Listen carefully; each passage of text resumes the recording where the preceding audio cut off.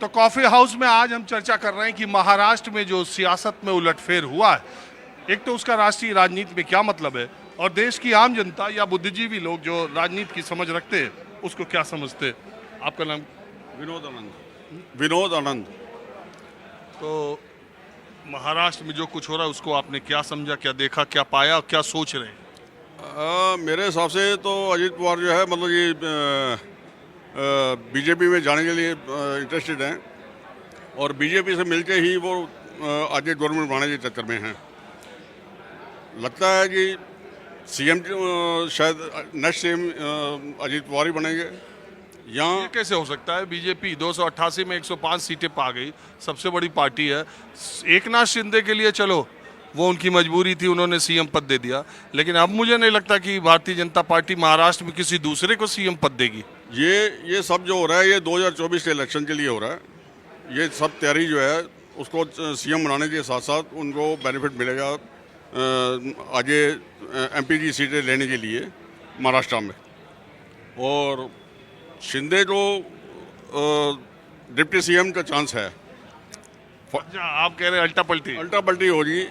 मेरे हिसाब से ये जो है अपना फडणवीस को जो है वो बनाएंगे सीएम और ये दोनों जो हैं अजीत पवार और ये अपना जो है डिप्टी सीएम बना।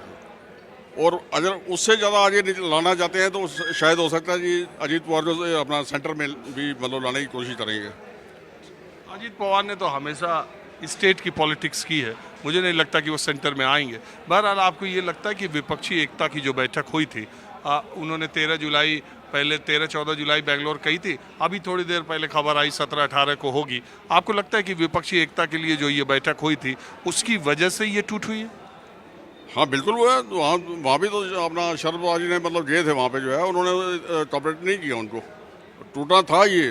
और विपक्षी जो हैं वो भी इकट्ठे नहीं है, वो भी एकजुट नहीं है। अच्छा, ये टूट में शरद पवार की हामी है, आप मानते हैं? क्या मैं समझा नहीं आपका क्वेश्चन? शरद पवार सहमत है इस टूट से? नहीं, टूट से वो जो सहमत होंगे वो उनका तो सारा मतलब वो तो डाउन हो गया, उनका सारा मतलब बिगड़ गया उनका, तो उनकी गिनती तो सब बिगड़ गई।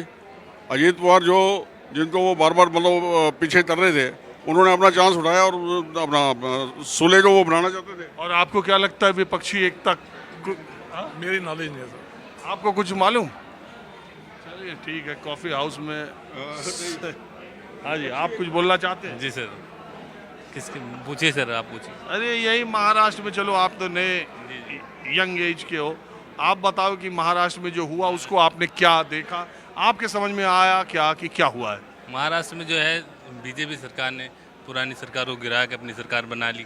ये तो पहले भी कई राज्यों में महाराष्ट्र में जैसे हुआ वैसे दूसरी सरकार में भी हुआ, लेकिन इस तरह से करना ठीक नहीं है बीजेपी सरकार का, क्योंकि इससे जो हमारा देश का युवा है वो बना रहा है, सरकार बना रहे हैं, फिर उसके बाद दोबारा अपनी मर्जी से गवर्नमेंट बदली जा रही है बीजेपी। तो ये तो एक लोकतंत्र की हत्या हो रही है, ये तो गलत है। कोई ज़बरदस्ती गर्दन पे तलवार रख के कर रहे हैं। अगर भाई कोई टूट के आ रहा है, ऑलरेडी जिस गवर्नमेंट को बहुमत है वो और आके शामिल हो रहे हैं, तो क्या बीजेपी कहते कि नहीं हमको ज़रूरत नहीं है? नहीं सर, ये वो चीज़ तो कह रहे नरेंद्र मोदी जी देश को आगे ले जा। सुप्रीम कोर्ट ने भी उस चीज़ में गलत साबित किया है। जो वहाँ पे राज्यपाल थे, राज्यपाल को भी ने भी गलत निर्णय लिया उस टाइम।